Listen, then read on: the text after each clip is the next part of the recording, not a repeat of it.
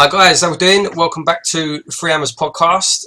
Here as always with Luke and Lee, but joined by a very special guest today. Unfortunately, we've got no video, but we've got the sound. Joined by future chairman David Sullivan. How we doing, Dave? I'm alright, How are you doing? Yeah, not too bad, not too bad. Good to have you on the show. Really appreciate you coming on. Nah, it's a pleasure. It's fine. Cheers, mate. Nice one. We're going to start off just because it starts on Friday. International tournament, Euro 2016. Will you be watching, Dave? And how far do you think England can go? Yeah, I'll be watching it. I think it's good this year because there's not as much pressure as normally. We've probably got the best team we've had for a long time, but no one's as looking at it as intently as we normally would. Definitely. So I think we could probably go further than we've done previously with less expectations. Yeah. So, yeah. What was your opinion on the lack of hammers in the team? Because I personally think Antonio definitely should have got a call out of all of them. Any chance? It's football. It's a big at the end of the day, isn't it? Yeah, it's tough. It's tough. Like we were saying last week, we were talking about this, and we were talking about the Euros and that. And like, to be perfectly honest with you, you know, we don't particularly follow England really because of the selection. Obviously, it's easier for us to talk about it being fans rather than someone actually involved with the players. Do you know what I mean? But yeah, I mean, like I think Slav said as well. You know, there's definitely, I think our players should have been looked at. Definitely, they should have been considered. You know? I mean, we've got Andy Carroll, Aaron Cresswell, definitely Cresswell, Mark Noble. I mean, there's arguments for every single one of those players why they should have got a call up. It's like we saw England against Portugal. We struggled, and it's like that's the sort of game where if you brought on an Andy Carroll, he could change the game because Portugal don't tend something to different. Like that. Do you know, watching that England-Portugal game, I tweeted out that I think it's one of the worst games of football I'd ever seen. I thought it was absolutely shocking. To be honest, I didn't watch it. Because I'm not interested in England at all at the moment. I will be when the tournament comes on because, but friendlies for me do nothing. But I'm just going off what everyone said, and we lacked a backup plan, and we scored off a header. So that says it all. We scored off a set piece. So that's the sort of thing where if we're struggling in our group against Wales with 10 minutes to go, and we bring on Andy Carroll, who always scores against Swansea and other than this season, and Ashley Williams, it's the sort of game where you just bring him on, scores the winning goal, and England go through. You know, I mean, anyone who's seen the show before, now I'm one of his biggest fans, Carroll. I think he offers something that no one else really in the Premier League has got. I think, you know, and rightly so, he should have been in the squad for that reason. That he's a game changer, and we don't have that. I think Gingy's going to do a job on Harry Kane though in that Wales match. I think Collins is going to put a real good performance in. You know, one of them where he had Luis Suarez in his pocket against Liverpool a few years ago. I think he's going to put a good shift in against us, Collins. No. I mean, Gingy is a great player. I think he's pretty on his day our best defender. You know, when he's on one and he's just blocking everything, heading everything out. Oh yeah. But I mean, against Harry Kane, it's not going to be easy. No, it's interesting as well, though. You saying that, like that you think he's our best defender. We actually, when we've been doing over the last however many weeks for the last couple of months, we've been putting together our all-time Premier League West Ham team, and Collins actually made that team on a fan vote. So there's quite a lot of fans that agree as well. So well, he's an amazing player. As you say though, when he's having a good day, he's unplayable. Yeah, passion, so much passion. Another one, obviously going to Euros, is a little unknown player called Dimitri Payet. I think he's my outside bet for possibly winning player of the tournament if he turns up like he played for us this year. What do you think of Dimitri's chances? It depends how far France go. Yeah. You know what I mean? I mean, he's not going to win player of the tournament if they go out in the last. Do you know what I mean? So they're renowned for their arrogance as well over the years and going out early. No, exactly. I mean, the fact of the matter is, if he scores, let's say, 3 free kicks, and he wins France 2 games to progress to the final and they go on a win, then he deserves to play the tournament. I want to see him have a free kick against Manuel Neuer, and if he can beat him. He can beat anyone. It can be anyone. I think so, mate. Joe Hart said a few weeks ago that his best save ever was against Payet when he saved his free kick. So he's beaten De Gea. He's beaten. He almost beat Joe Hart. He's beaten countless goalkeepers internationally. Yeah, this season he scored 6 free kicks, I think. In your opinion, is he the best free kick taker in the world at the moment? Free kicks are very much a form thing. Yeah. At the end of the season, did we think he missed his about last 5 free kicks for us? Maybe 6. So I mean, a lot of it's getting your eye in. But then again, another week later, Eriksen at Tottenham, he's as good arguably. When he starts getting his eye in, scores free kicks all the time. Same as Willian at Chelsea. I mean, Willian, everyone forgets, scored like 7 free kicks before Christmas. Yeah, that's a good point. Yeah. So I mean, Dimi scored a lot of free kicks, but there's a lot of other very capable free kick takers out there. Yeah. Yeah, we was comparing him last week to like your David Beckhams and your Pirlos and how close he is to them sort of characters through the years. I think he's on their level without a doubt. I mean, his free kicks are from such a distance out and such consistency that I've never seen anyone other than like Janino. Yeah. I've never seen anyone on that level so far out. I think it's the variedness as well. Like the Crystal Palace goal was just unbelievable. That looked like that was going 20 yards wide. That's probably one of the best free kicks I've ever seen. The one against Cameroon, was it last week? He had no right to put that in that side of the goal. Absolutely no right. You can't say, "Oh, the keeper should have saved it." How do you save that? Yeah. If you're the keeper, there's no way of saving it. It can't. A lot of it literally hit the post and go in. So they're bending so far away from the goalkeeper. If he's a yard further out, they're going for a corner. Do you know what I mean? They're going like that far. It's that pin perfect, isn't it? Yeah, that's why he's such a special player. So enough of the Euros, guys. I'd like to hear your opinion, Dave, on what you thought of our season last year. For me, and I know the other guys here, that's the best season of my lifetime since like the Paolo Di Canio era. Unbelievable season. Everything done right from your dad, Mr. Gold, Bilic, just perfect. Everything fell in place at the right time. Yeah, I mean, it was a very... the thing with my family is the way we are, we want to do better or as good as we can do. Mm. So, with 3 games to go, we were thinking Champions League. And I know it sounds ridiculous. I totally feel it. So all we had to do is win our last 3 games and we're in the Champions League. Mm. So we've got Man United at home, Swansea at home, Stoke away. Right, Stoke we threw away, and so we did Swansea we threw away. Arguably the hardest of all those 3 games, we win Man United. Yeah. But I mean, the thing is, it was for us. It was just. I mean, we said when we came to West Ham, we wanted Europe within 5 seasons. We wanted the Olympic Stadium. We've done every single thing we've set out to do at West Ham, right? But just the fact of the matter is, we think, why can't we push it? Why can't we dare to do more? Why can't we dream? I mean, we're going to the best stadium in England next season, and there's no ifs, no buts about it. It is the most amazing, impressive stadium when you go there, and it deserves Champions League football. And we were 3 games away from giving Champions League football to that stadium. Yeah. So, I mean, there's no reason why we couldn't have got those 2 extra wins under our belt. I mean, Stoke, we were just 2 silly goals from winning that as well. I mean, we just want to keep going and doing better. I mean, we said when we did our end of season review that it was such a weird feeling to sort of feel a bit slightly disappointed in the end with what could have been having Champions League in our own hands and then not getting it after we'd had such a great season. And we broke every record, away wins. We never got beat 2 games in a row this year. It was a bit of an anticlimax, but still fantastic. It's tough. Like it's tough.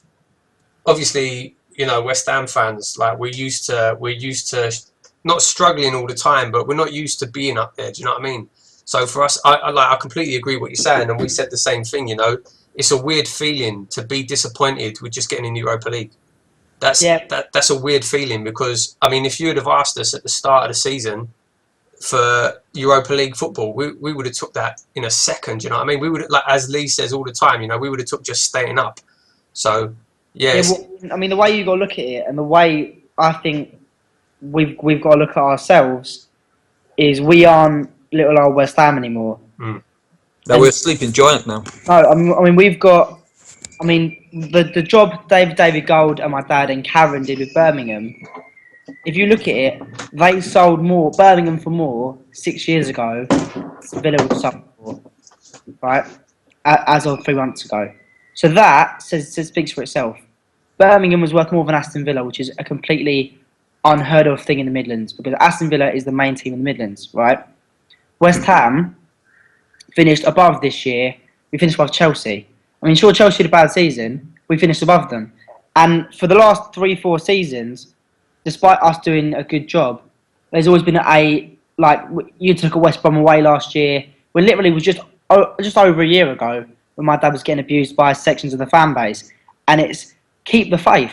It's like right now we've not signed a striker and everyone's losing their minds. It's literally the 5th of June. Yeah. No, 7th of June, right? And it doesn't help that there's an international tournament either. Nothing's really going to happen until after the Euros, I assume. I'm not a football agent or anything, but I assume that's how it works. We want to get our work. We want to get our stuff in early. Do you know what I mean? We want to get our stuff done.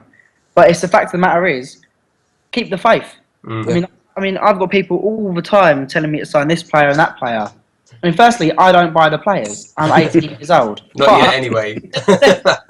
Right? Wasn't it? Who was the player last year that everyone wanted? Charlie Austin. Charlie Austin. I don't look. We said that my dad said rather sillily in an interview that Charlie Austin didn't have any ligaments in his knee, right? This was a misunderstanding, and it was Charlie Austin has got a problem with his knee. Charlie Austin this year has been injured with a knee injury, right? We know what we're talking about, regardless of what everyone thinks and doesn't think we know, right? We live and breathe football. When we go on holiday to Spain, we say this countless times every time we get interviewed. My dad racked up a £500 phone bill on my mum's phone making phone calls to agents over the course of a week, right? Because he's not got a mobile phone, so he's using my mum's phone. A £500 Wow. over 7 days, yeah? Surely he could buy a phone, couldn't he? He doesn't want one. That's so no one can get a hold of him. Yeah. Because, I mean, he doesn't sleep. He's up till 2 in the morning doing emails and gets up at 7, right? We are working. He's working flat out to sign us a striker and to do everything we need to do. But everyone just needs to remember we're not complete mugs and complete numpties, and we know what we're doing at the end of the day. Do you know what though? Yeah, That's very good at picking out a gem as well. You know, like your Lanzini, no one knew about. Sacco, no one knew about. Kuyati, no one knew about. Your dad's very good at picking them little gems up. Well, everyone always says, "Oh, well, we signed this player who did badly. This player who did badly." Well, sure, a player's going to do badly, but then again, you look at the players like Kuyate. When we signed Kuyate, people going, "Oh, who's this?" Yeah. Well, I'll be honest. I thought, is he going to be as good as Diarmi? Because I remember Diarmi was quite good for that first season. But Kuyati's an absolute beast of a player. Like, he's one of my favourite players now. Well, I think I mean, I couldn't even put a price tag on him. No, mate. Do you know what I mean? If a team like Arsenal came in and they said, "Oh, we want Kuyate," what do you sell him for? Because to me, he's worth at least 25 million. Yeah, I mean, they're saying 25 million for Kante, aren't they, at the moment? Yeah. So I reckon he's up there with him. Well, there's no reason he can't be. No. And he's not old.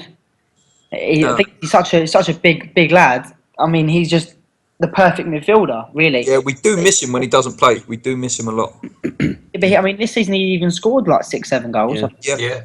So it's even that you're chipping him with goals. He's constant threat. He creates other chances for everyone else when we put ball in and he's in the box. I mean, there's so many good players in our squad. I mean, I wrote an article for the West Ham Way, I think, in January. Everyone's saying how good is our team, and I was saying if you go through it, I think we genuinely have one of the strongest teams in the league. Yeah, I think we have a great 11, and I've said a few times this year, it's some of the best benches I've seen as a West Ham fan. You know, like if we count with your Moses, Song, and characters like that, maybe didn't have such a great career at West Ham, but they were great names on the bench as well. I mean, one of them is a Champions League winner with Barcelona. Yeah. I think he won the Champions League with Barcelona. He won countless league titles with Barcelona, played amazingly for Arsenal, and Victor Moses is a seasoned professional in the Premier League. No, that's right, yeah. So, you can't. Our bench was arguably could get into half of the starting 11s in the Champions League, in the Premier League. Yeah, definitely. So They're game changers, I think. Yeah, On the Yeah. day. yeah, that sub goalie. Our sub goalie is a great goalkeeper. Yeah, Randolph had a great season. He had a great season. you bring but look, even Moses brought him on against Norwich. He changed the game. Yeah, We're 2-0 down with 15 minutes to go, and then boom, we drew 2-2 out of nothing. Same with Everton. We brought on 2-3 players, and we've gone from 2-0 down, and they've got a penalty, till we win 3-2. I mean, this year we just don't know when we're beaten. yeah, and it's just a shame some of the decisions didn't go our way as well. A lot of decisions went against us this year. Yeah, but I do think you make your own luck. I mean, I was not very happy with. I was at Chelsea away. I was at the countless games where everything's gone against us, and you do think, well, sure, we didn't get the penalty, we didn't get this. Leicester Should have finished them off. we should have finished them off. Yeah, I mean, if you saw Man United under Ferguson, I mean, you'd say, oh, we should have a penalty, but winning 2-0, who cares?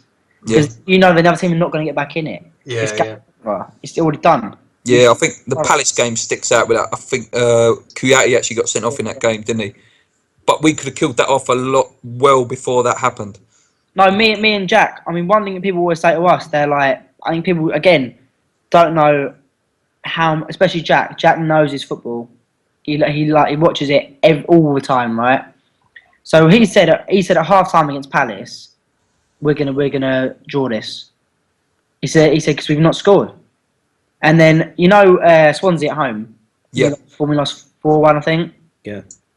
Jack said to me, this is at I think 15 minutes in, he's gone, this will be the reverse of West Brom last week. Because West Brom, we'd won 3-0, and West Brom had been battering us for the first 15 minutes, hadn't scored, bomb, trouble. Jack's gone, I bet you we lose this 3-4-0. And sure enough, it's happened. And he's also gone, Mudu Barrow will cause serious problems for Antonio. And we all know what happened. Because, Jack is 16, yeah? But the amount he knows about football puts 99% of people to shame. He knows everything. So he's literally just seen it and called it, and he's correct. So you say that, right? What was your opinions on? I mean, we spoke about it on this podcast pretty much every week about Antonio playing right back, and he was caught out defensively there a few times. Each week we said, we don't blame him because he's not a right back, and he's probably our best winger going forward. Like, what's your opinion on Antonio playing at right back for quite a large chunk of the season? I mean, Mikhail, there's no questioning his ability going forward. He's a very, very good player. He scored a lot of goals. He's come up through the leagues, and as you lot say, should be challenging for an England place. I mean, I'm sure if we'd told him at the beginning of the season when he's at Nottingham Forest, he'd be in line for an England call-up, he'd think you're nuts. yeah, Now you're thinking, why wasn't he in the England team? Yeah. Well, I mean, Slaven has a lot of faith in Antonio as a right back and believes that he could be one of the best right backs in Europe. If you look at the statistics this season, I forget the exact month it was, it might have been March, but he was the best right back in Europe for that month. well, Right? Feel free to look up the stats or whatever. He was statistically the best right back in Europe. yeah. So- No, but we did see a bit of Byram as well, and I quite liked Byram. He did remind me of Cresswell a little bit. Yeah, no, he's got that raw quality. Yeah, no, he looks good. Yeah, no. I mean, I'm really excited about seeing Samuelson next year. Actually, if Samuelson does get some game time, I'm really excited about him. Yeah, I mean, personally, I'd loan Samuelson out just to get him some more. Do you know what I mean? Just to get him some more experience. Yeah, Because he got game time at Peterborough, but I think he might just need a little bit more. maybe a year in the Championship, just Yeah, to buff him up a little bit. You've only got. He's played for Norway now as of like last Wednesday. He's got. I mean, I was at the under-21 game, cup final against Hull, Upton Park, and for me, he stood out by a mile in terms of going forward. Because you just pick the ball up, beat 5 players, and then just pass it. He was when he came on in the European games at the start of the season as well, looked really exciting. It was the Lusitanos game, and the second one was the Maltese side. I think he came on in both those games and actually looked the part. I know the different level of football, obviously, but yeah, no, I mean, even at a different level, you can still normally tell that player's special. Yeah. Payet at the beginning of the season against Southend, right? Yeah, great free kick. He scored 2 free kicks, didn't he? Oh, did he? I'm pretty sure he scored 2 free kicks or 1 goal and a free kick. Because I was in Marbella and we're watching a stream. I mean, that's how sad our lives are when we're on holiday. We're watching streams and highlights of players and highlight reels agents are sending us and all sorts of stuff. So by the pool watching it, and we got a text, or my dad got an email from Slaven, and Slaven said at half time, the Southend manager asked for Pyatt to be brought off. And he said it's not fair on my players, right? So you can tell, despite the fact he's playing against the League 2 opposition, he is head and shoulders above everyone on that pitch. Oh, yeah. Samuelson, you could tell, he's special. Yeah. But like we went to Lusitanos away, and there wasn't really a lot. There wasn't any players who really like that game because you can tell they're not very fit. They're not. Our players aren't fit. They're just come back from pre-season. No one really stood out that much because we didn't take the Pyatt. We didn't take. There's a lot of great players there but they were lacking fitness, and they weren't ready for that. You saw Samuelson in the cup against West Brom when I think they went out on penalties. Samuelson, I think, missed the penalty, but I mean he's a very young man. He's just a bit older than me, and it's you can't expect someone to know how to deal with that level of pressure at that time. I watched that game. He was outstanding, actually, against I think it was Chris Brunt. He was up against sort of a veteran, really, of the Premier League in his 30s, and he put him to shame at times. Well, he's got that a bit of talent and raw ability we don't really see in the Premier League that much. Yeah, he's got the ball. He's not scared to run at people. If you watch a young Cristiano Ronaldo, he was very small and scrawny, but when he got the ball at his feet, he was not scared to take anyone on. No, mate. And then as he got older and he matured in positions and he scored goals. So Samuelson to me reminds me of almost a young Cristiano Ronaldo. Let's hope he turns out to be half as good. Yeah, let's hope. I know, but it's the way that he gets the ball and he's not scared to run at anyone. Yeah. He just glides across the pitch. I mean, time will tell. Right, so let's move on a bit. You've touched on it a little bit, your thoughts on the new stadium. Is there any sort of, for the opening ceremony, is there anything really exciting planned? Obviously, we know Juventus are coming, which is fantastic. What can we sort of expect without obviously leaking too much? I'd be lying if I said I knew, to be honest. Because I have to say, the closing ceremony was amazing. The Bobby Moore thing was really touching. It was a real great moment.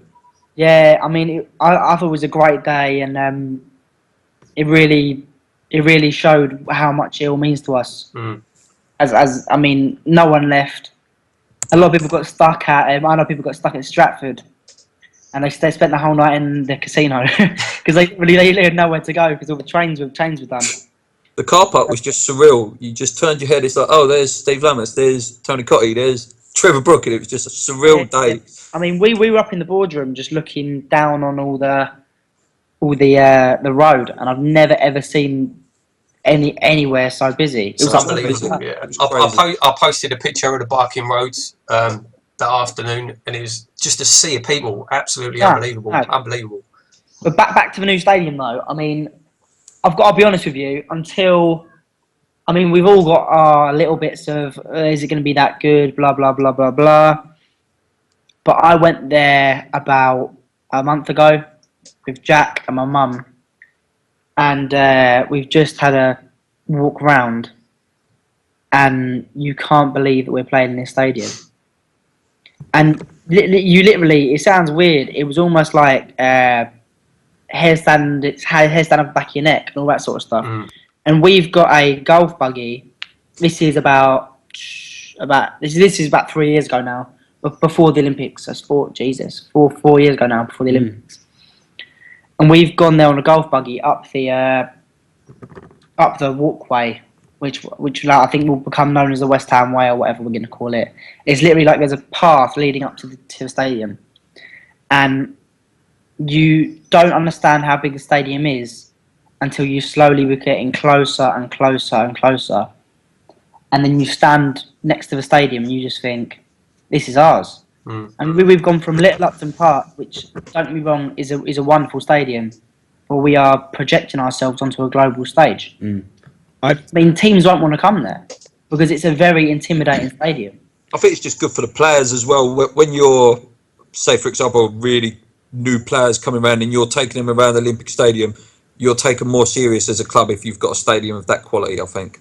Yeah, I mean, the one thing a lot of people say is, oh, will the atmosphere be the same, blah, blah, blah. I mean, to me, anyone who says that the atmosphere is going to be bad, that's because they want it to be bad. Do you know what I mean? They almost want to be nostalgic about Upton Park and how mate. The thing is, you say that, right? I've said this before, and I think Lee said it as well. I mean, people, you know, a lot of the older generation do say, oh, the atmosphere is not going to be the same. It's not going to be a good atmosphere. But if we're being totally honest, the atmosphere at the Bowl-In the last couple of years ain't been amazing. To be honest, since they built the new West Stand and moved the pitch over, and it made that gap between the East Stand and the pitch, I think really since then the atmosphere ain't been the same that it was. I think You a lot have of your people, odd nights where it's amazing. night games are different, but I think a lot of that nostalgia is people sort of like they're romanticising it a bit. Do you know what I mean? I don't think they're remembering how it was. Yeah. I mean, the fact of the matter is the Olympic Stadium now has the biggest roof in the world, right? The biggest suspension roof in the world. So no noise will get out. So anyone who says, oh, there'll be no noise, blah, blah, blah, it'll all escape, it's got nowhere to go. It will just go straight hit the roof and come straight back down. The roof has been designed by architects and stuff, and I think we even employed, or the Olympic Legacy Committee employed, an acoustic specialist to get the noise to come back in, because we want it the loudest, most intimidating stadium we've ever been at. We went to Malta in the pre-season to, what are they called? Birkirkara, right? They've not got a roof, right? The stadium has not got a roof, and it is about, I don't know, a 25-metre gap with a running track around it, right? And I have never ever heard an atmosphere like it. But literally, there was no roof. You're a mile away from the pitch, but it was just insane. I've got no doubts about the new stadium. I've been a few times to different events, and I think it's going to be fantastic. My only slight doubt, and you kind of mentioned it about opposition players not wanting to come there, is the fact that will it seem like an away game every week for our players? I don't know. No, I don't think so. I mean, why would they be like? Because Payet, he never played at Upton Park. So why would it be like? Because for him, he's only been there one season. We're going to sign we were looking to sign 5 players this window. I mean, we've signed Norville, or whatever it's called. I don't know how to pronounce it. Norville or Harvard Norville, something like that. Yeah. Harvard Norville or something like that. Yeah. It's a Norwegian player. But I mean, he's never played at Upton Park. So for him, it's just like another. He's just another new club. New job. Yeah, that's a good point. And he will not know anything different from. I mean, for a lot of our fans do turn up and think, oh, this is going to be very different, then it's going to be different. However, if everyone turns up and thinks this is our new stadium, this is the way we have to accept it, and we have to create the atmosphere, because without us, there will be no atmosphere. That's right. And we need to get behind the players and get behind everything and push it as much as we can. I mean, when we were at Birmingham was one of the few stadiums I can remember where you do feel like the fans change the game. I never saw Arsenal win at Birmingham in about 5 years, because whenever Arsenal used to come, it was the most... Birmingham, I'm not going to lie to you, it was a horrible atmosphere. It wasn't like Upton Park, where it's quite nice and everyone's singing bubbles and... do you know what I mean? At Birmingham, it was kind of like, you know when Eduardo broke his leg? Got his leg snapped? Yeah. Well, this is 1 minute into the game, and the Birmingham fans are singing "Let Him Die," right? so despite not being very nice, and it's quite funny or whatever, but the whole stadium is singing "Let Him Die," and you can just see the Arsenal players. It's getting to them. Do you know I was at the semi-final second leg at Birmingham? It was like a war zone. No. It's like a war zone, Birmingham. Yeah, I know. That's what it was like. It's like a cauldron. Yeah. And you can tell anyone who's going there, they don't want to be there. If the Birmingham fans are up for it, which I'll be honest with you, a lot of the time Birmingham wasn't full, but when it was full and they were up for it, you weren't coming away with the result, because they were so behind it, and so they wanted to. If everyone is behind it in a similar way, and they're not thinking, "Oh, atmosphere can be bad," they create atmosphere at the end of the day. Palace was never renowned to have an atmosphere, was it? Selhurst Park. Now they've got the Homesdale Fanatics, whatever they're called. Very artificial. Palace is the best atmosphere in the Premier League or whatever, which they don't. But It's up to the team as well. If the team are performing, the atmosphere will follow. I mean, this year, how excited were we at some points? I mean, we were battering teams. I mean, the teams we've beaten at home this year: Chelsea, Arsenal, we almost beat, Man United, we beat at home, Liverpool, we beat at home, Man City, we drew with. I mean, they're all huge teams, and we them on the ropes every game. So there's no reason why we can't have an amazing atmosphere. Right, Yeah. sticking with the stadium just quickly. This is something that a few people have asked. So again, I don't know how much you know about this or how much you'd be able to say anyway. But do you think that there's a possibility that we'll be ground share in the stadium at any point? I mean, I would really doubt it. I think for us even to consider it, we would need enough of a payment from. I mean, I'm talking the odds of this are 0. Yeah. I'm saying just as a possibility, we would want in the region of like some silly amount of money. Yeah, I think because Before it makes sense for us. Do you know what I mean? obviously Yeah. the unredacted contract and all that's been released now, and I think it was something like if we were to ground share, I think we'd have to be paid half of the conversion cost back, so that's 7.5 million straight away, and then I think the rent would half as well. So you're talking a lot of money. So Yeah, for a club to come in, it's a lot of money. Yeah, but it's not even that. Which you've got to remember, considering our rent, I mean, that is a remarkable amount of money to be getting back. And also, we would also be able to get a payment from the club who are ground sharing. Right. And if we didn't want it and we didn't get enough money, we'd just say no, not ground sharing. As the exclusive tenant sort of thing. We have rights or the first dibs or whatever on the stadium. I mean, I'm not too sure about this. I'm not a lawyer. Do you know what I mean? But I'm pretty sure that's the deal we've struck with the Olympic Legacy Committee and whoever else was involved in that deal. Yeah, fantastic deal it was too, from your dad. Okay, let's move on.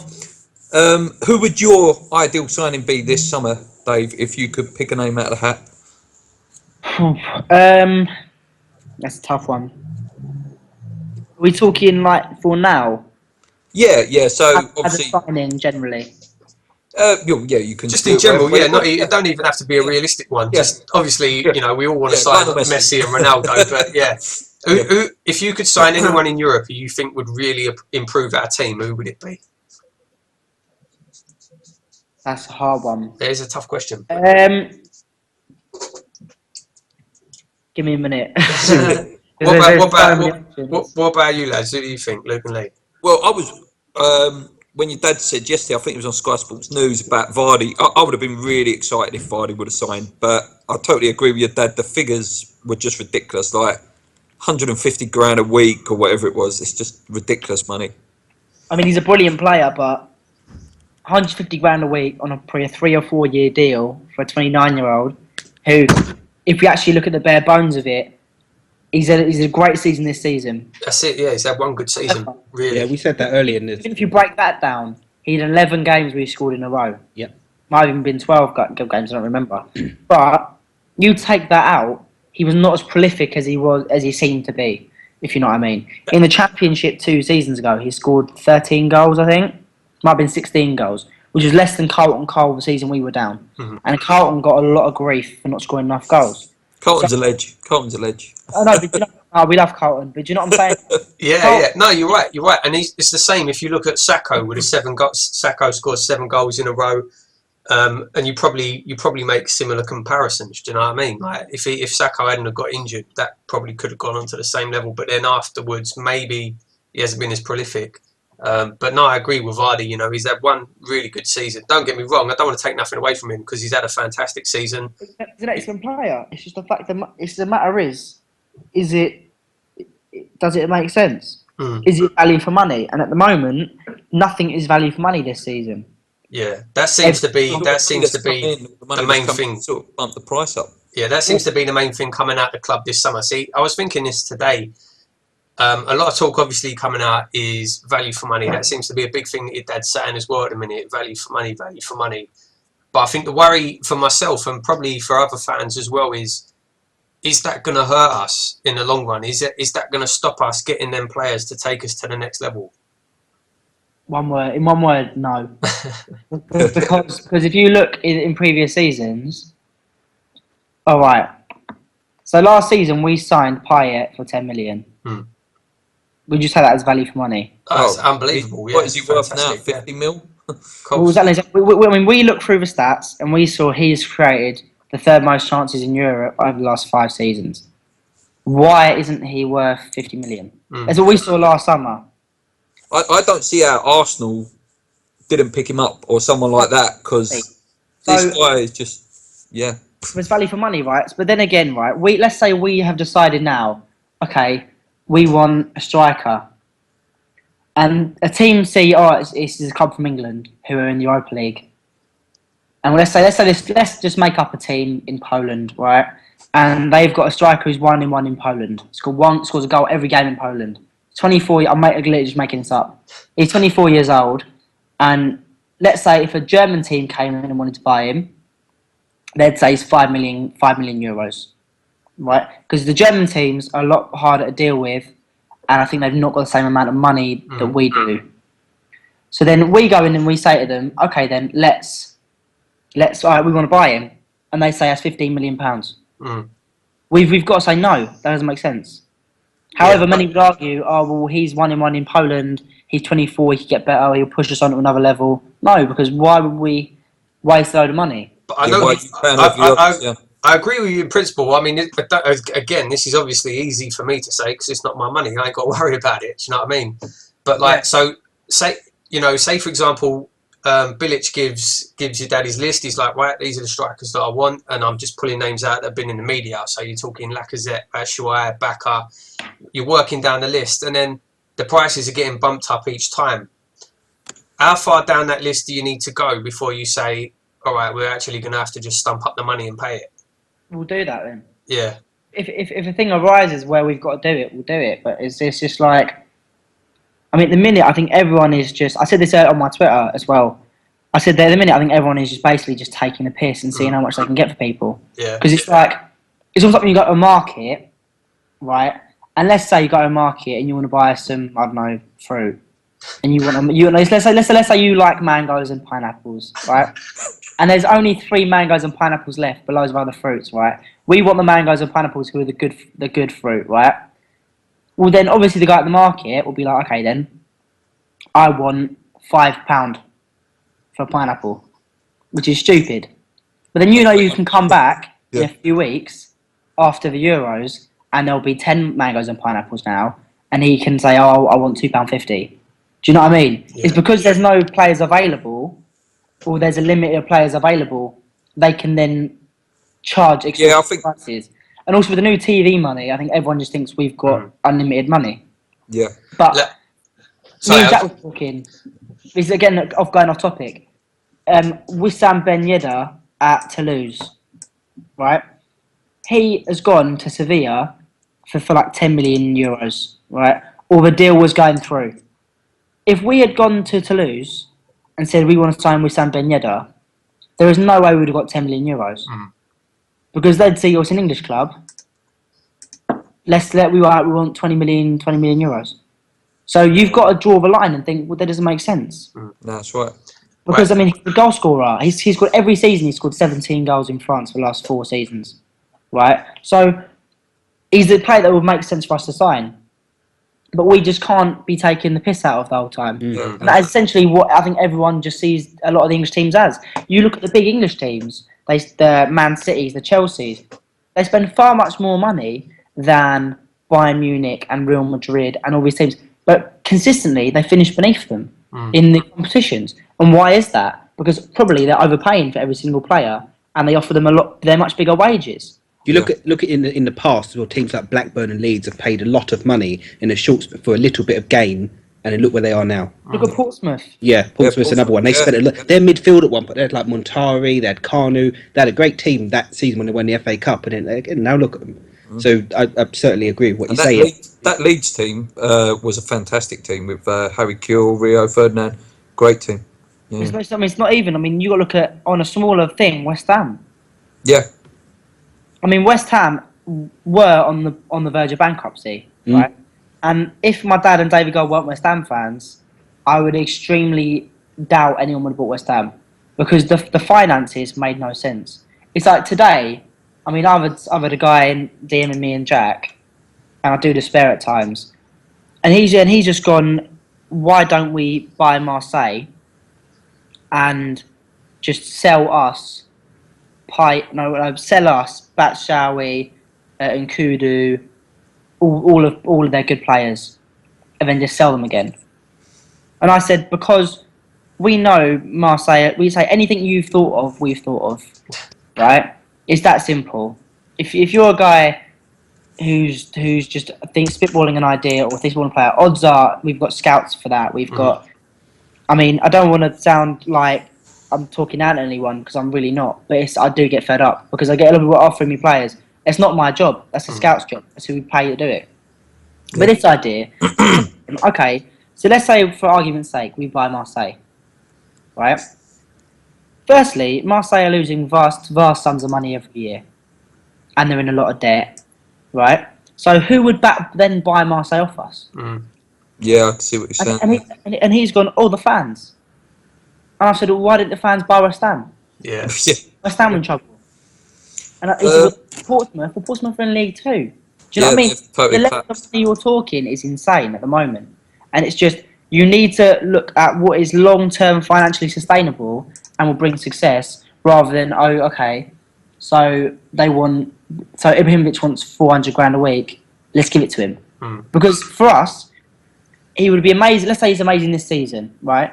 He would want a 2 or 3 year contract. So he's a brilliant player and there's no doubt in that. But let's say he doesn't perform for the final year of his contract, or he picks up injuries because he's got older. You're spending for a club like us at least, you're spending huge sums of money on a player who wouldn't be playing. Yeah, that's right. Yeah. It would have been a great signing, like you say, but it's that gamble of if it pays off. Right. So moving on, Dave. Your future at the club. Obviously, you put on your Twitter that you're trainee chairman. Is that where you see yourself, like in about 10, 20 years' time? And to be honest, the reason that's on there, and I've had a lot of stick over this, was to get verified. We did wonder before we went live how to ask this question. It's because me and Jack have had a lot of problems with fake accounts. Yeah. So, we've had one example of a fake account of Jack tweeting something about a certain one of our players, and let's just say the player's agent saw it, and he's then emailed my dad saying, "Why is your son saying this about my player?" Right. And my dad's then said to Jack, "What have you said?" Jack's gone, "I've not said anything." and then just imagine this conversation. and then I'm just laughing because I think it's really funny. And then my dad's gone like, "Oh my god!" Like he's just realised it's a fake account with like 100. This account I think it's got 500 followers. 400, of Jack. I'll try and find it. But this guy, I know the one you're talking about. This guy consistently posts stuff. Consistently posts stuff of like just nonsense. Yeah. And it's literally, I'm beginning to reach a point where I'm getting quite a lot of followers, and it's getting a bit almost dangerous if there's stuff that is slanderous towards any of our players. Yeah, definitely, mate. Definitely. I mean, I basically, it's a long process to get verified, and they need like proof of you are who you are and all that sort of stuff. So, can I just ask on that point? Has your dad ever asked you both to come off Twitter? No. He's just like, do what you want. Basically, just like, do what you want. Yeah. It's like when the whole Kevin Nolan situation occurred, he just said to me, like, you made a mistake. It's your fault. You've got to deal with it. I actually got a question from my stepdad. He asked me to ask you, did you get a Christmas card from Kevin Nolan this year? I didn't actually. But on that topic, I've got quite a few mutual friends with Kevin. Yeah. So I almost feel a bit awkward because, I mean, Kevin, I've not got anything against him. He was very, very good for the seasons he was with us. And at that point, I did get a bit fed up at the Everton game, and I said stuff I shouldn't have said. And I apologised to Kevin. However, And I made a statement on my Twitter. I made a statement on the West Ham website saying I'm sorry, I've made a mistake, blah blah blah. I was 16, right? Yeah. When you're 16, you make mistakes. However, I've not got anything against Kevin, and that's one thing everyone's got to know. I mean, he's a great player. I mean, I'm not going to score 99 Premier League goals. Do you know what I mean? Yeah. And I mean, sure, I did make a few silly comments, but it's that. I mean, I'm currently waiting for the day I see Kevin at 195, which is a club in. Yeah, we know it well. Yeah. Yeah, been there a few times. No, exactly. I'm actually planning to do a night there in a few months, so I expect to see you there. But I know Scott, the owner, and he's very good friends with Kevin. And I'm literally like waiting for the day I've got to bump into Kevin and be like, "Oh, you're right," because he's thinking, "Like, kids are dickheads." Do you know what I mean? Give it the in-betweeners. I'm sorry, so sorry. The thing is, the way I am, I won't say sorry. I'll just pretend like I'll act like we're fine. But he'll think I've never met him and he slagged me off. Yeah. So just to come off topic a tiny bit, like you mentioned it there. We're saying about where do you see your future? Do you see your future at the club, or like you just mentioned, you're running an event? I noticed on your Twitter you've started this Le Chateau events. Yeah, I mean that's my friend's thing, and then I got involved in it, and we did our first event on Friday at Lux in Loughton, and I think it was the busiest Friday in a very, very, very, very long time at Lux. So Lux are happy, we're happy. Is that something you see yourself going into more rather than the football, or? I mean, for me, I'll be honest. I don't think it's not enough money. Like, I want to be making a lot more money and dealing with more money. So, I think that. I mean, for me, I like going out. So for me, it's a nice little earner. Yeah. And it's just for me, it's fun because I just think if I can make a very good night out people love and enjoy, like I did the other night at Lux, I'm making people happy at the end of the day. Yeah. And I think that's just a nice thing to do. And also, it was a lot of fun. You learn about very basic business stuff such as costs, just literally getting people there. I mean, it's a lot of stuff that's just very basic, which is it's just useful. But I mean, I will be involved in West Ham at some stage. I mean, that's without going without saying, because we're not going to sell. I mean, a lot of people saying, "Oh, what if an Arab sheikh offers you insert silly money?" Like, do you know what I mean, like a lot of money. We're not selling. We're not selling. It's that simple. We've had bids from certain individuals. Yeah, because like you can't deny like the stadium, its location, the travel links. Like it's a gold mine for anyone who wanted to buy it. I mean, as I said, we've had bids and we've said no because we don't want to sell. We're West Ham fans, and why would we want to sell?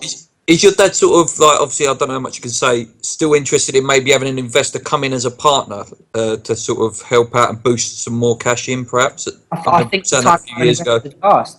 Yeah. I mean, we needed an investor when we were in trouble. I mean, now we're not. So, I mean, I think if the right investor came along and offered us the right amount of money and the right opportunity for West Ham, then it would make sense. But at the moment, I don't see why we'd need one because we've got debt still. We're paying them down, and we're turning into a more financially stable position. And there's no reason why we can't like thrive and push on. Yeah. If the right investor came along, I don't see why not. But for us at the moment, I don't see why we would. Yeah. And I'm not just saying this because you're on the fan. I think any West Ham fan with half an ounce of sense knows that your family and Dave and Cohen are the best thing that happened to our club in a long, long time, actually. Absolutely. So it's nice you say that because it's a thankless task. Because I mean, my dad's working all hours of the day. He's got other businesses that make a lot more money than West Ham. Because I mean, for us, it's almost like for my dad, it's a hobby almost. He spends most of his time on West Ham. So it's almost like the never-ending thing because there's always something you can change. There's always something you can. It's a never-ending thing because it affects so many people. It's a huge thing. it's so weird because like you go on a 4-month run, like over Christmas. I guess people started to get a bit frustrated because we had all the injuries and we went about 6 games or 7 games without winning, but we did lose.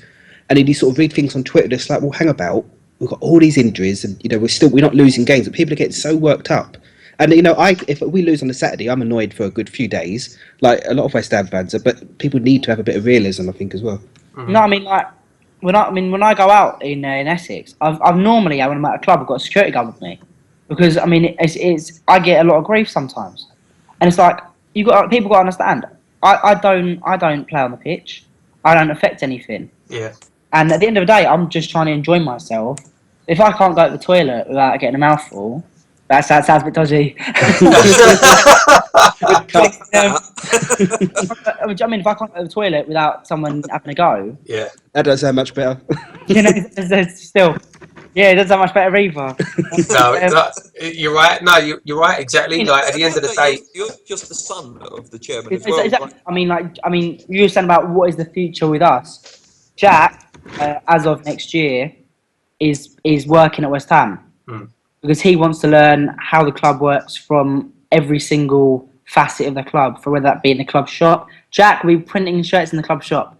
So Jack's working on everything as of next year. He's going to do a day in the shop. I think he's got 1 day at college a week or something, and then he's got like 4 days he's working at the club with the financial department, with the marketing department, with the literally the club shop. So 1 day you're going to be buying your shirt off Jack. All sorts of stuff like that. But I mean, for me, West Ham's got some very exciting things that's being planned, but we will know about that within the next few weeks. And I might be deployed over land and sea to sort these things. I'm not going to go into details of what they are, but we'll know whether it's feasible and possible within the next few weeks. But that is potentially what I might be doing. Right. I've got job offers from other people.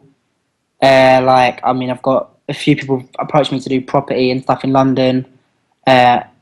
Box Nation. Potentially, I might be working for them. There's a few things, but I mean, I've just got to keep my options open. Yeah. And I'm in a fortunate position where I've not got to make a decision at the moment. But I've got a lot of my friends. I mean, they're going to university and they've got they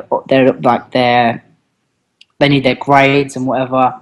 But I'm not in that position. So actually, as of recently, I've been texting all my friends like, "Oh, let's go out," and they're like, "No, I can't." And I'll be like, "Oh," because it's annoying because I know that they need to do well, and I'll let them do well. But I finished my college 2 weeks Thursday, so it's literally like I've not got long left at all.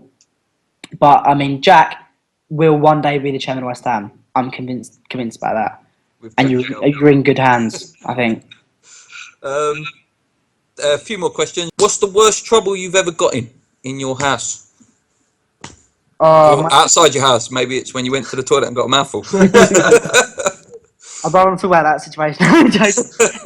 No, I don't know. I'm quite good at talking, so I don't really get in trouble that much. That's all right. Talk your way out of it. Yeah, most of the time. Yeah, I can't actually think about it.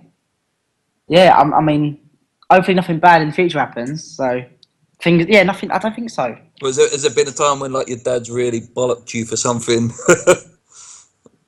Having a go at Kevin Nolan. No.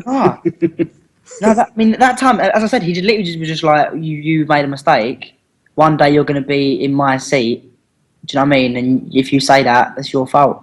Yeah. You've got to learn how to deal with it. Cool. Simple as. I don't know. I'll ask Jack and get back to you on that one. I'll text him now. Yeah. I think so. What's a normal day like at the Sullivan household? Depends what day. Saturday. Saturday. Match day. Sunday morning after a loss. Yeah. So I'll do both days, right?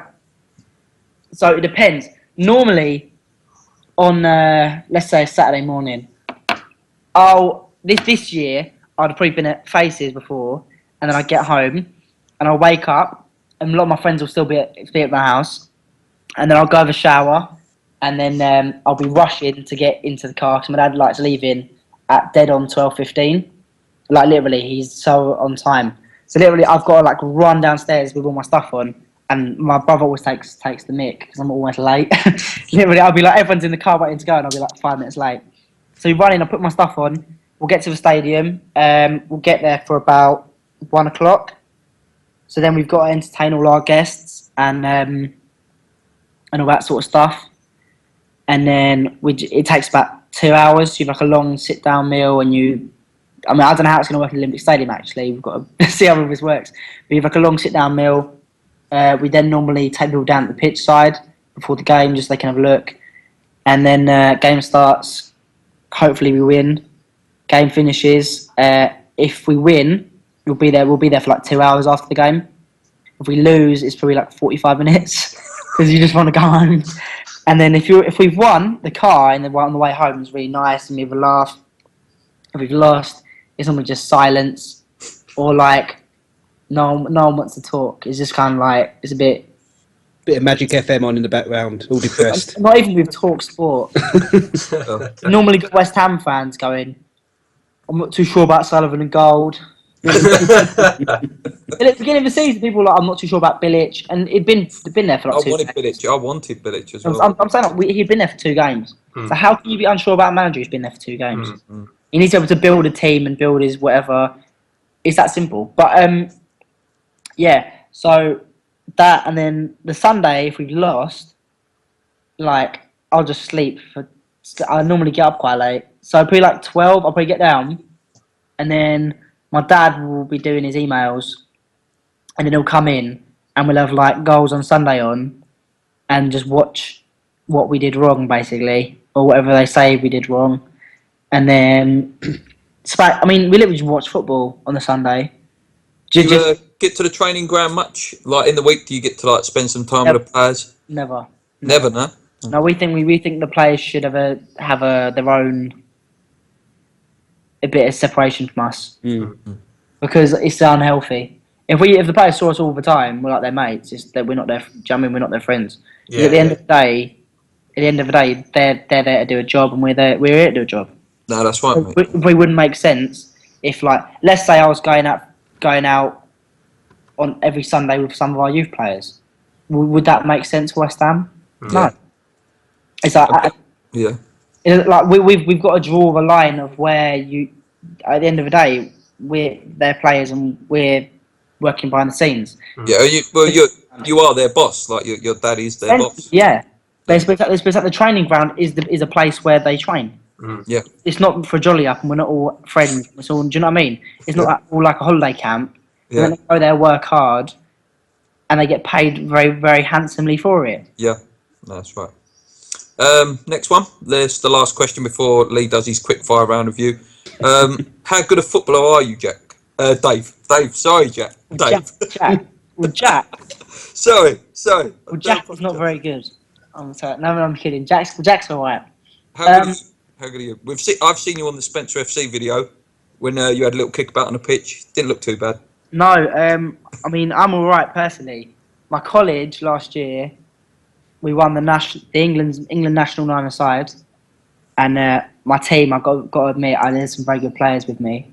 Like, I had 2 players. One has played for QPR about 6 times, and like he's 22. I'm only 18. You didn't drag in Dimitri on his day off? No. I wish I had though. But as I said, at my college, we were very. Like, last year, long story short, I got offered trials for Brentford, QPR, and Chelsea. Because my college is based in West London. We won the West London College League. We won every single game, and let in about 6 goals in about 20 games. So, yeah. Where'd you play? What is your position? Well, I mean, for the 9-a-side, I was playing centre back. Oh. Which I thought was bizarre because I'm only about 5'10", 5'9", so as you can tell, it's not that good. But I do like a bit of a tussle in that, so it's quite good for me because I can just not foul people, but if I get physical, yeah. Let's say I let them know I'm there.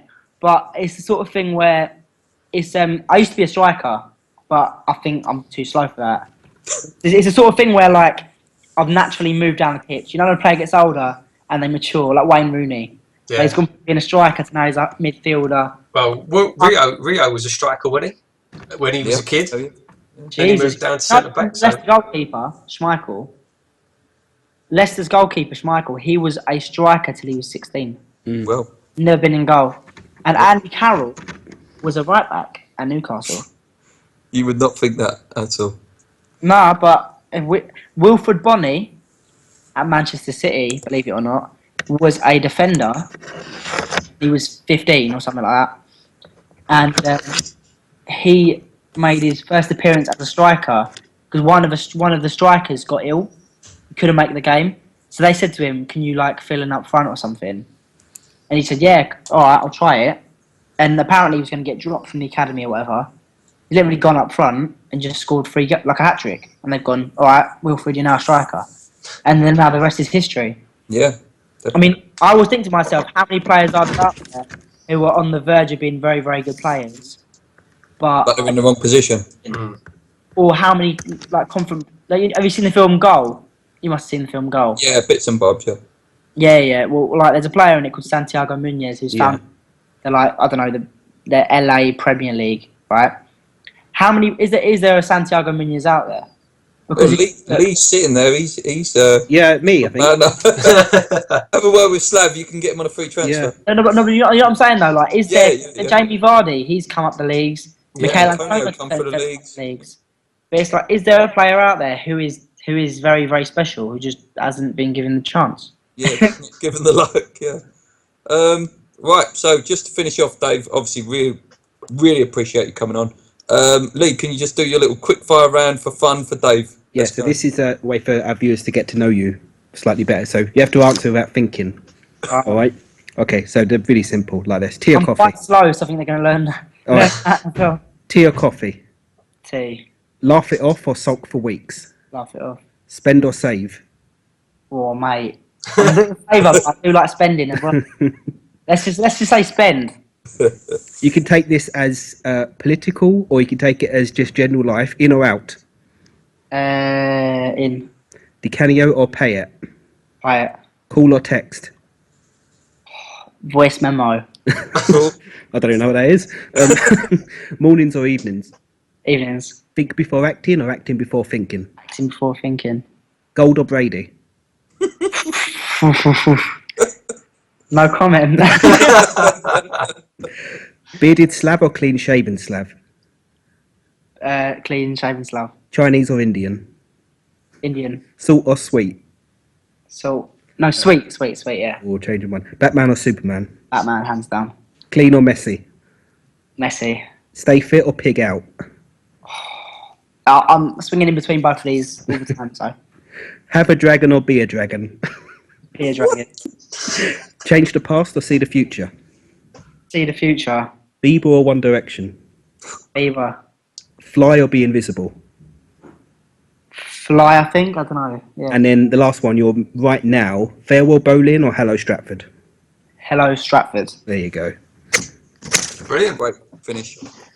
Big thank you, Dave. Really appreciate it. Thank you very much. Giving a small channel like ourselves a real platform and someone of your prestige at the club. It's great. Thank you so much. Yeah, we really appreciate you coming on. Thank you. No, I find the whole thing so weird because people are like, oh, thanks for coming on my podcast. I just find, literally, I had a girl yesterday that messaged me on Facebook. I haven't spoken to for about 3 years. She's like, can you wish my cousin happy birthday? And I was like, what do you mean? She went, oh, can you literally record yourself and Snapchat and WhatsApp me it? Right. So I'll play it for you now. Because literally, I sent it to her. I was like, what do you want me to do? I have no idea. I see myself as a normal person. So I wish someone had a birthday and like enjoy the day. Like, I find it so weird because you're saying, oh, thanks for coming on my podcast. Like, it's nothing. Yeah, no, I think that's a great thing to have though from yourself. July the 19th is my birthday. I mean, it's just weird. But anyways, it's a pleasure coming on, and thank you for having me. Yeah, that's brilliant. Really appreciate it. Thanks a lot, mate. Yeah, hope to have you and possibly your brother on one day. Thanks a lot. Cheers. Keep believing. Tune in. Check out our West Ham Banter page. Come on, you irons. Let's go. Cheers.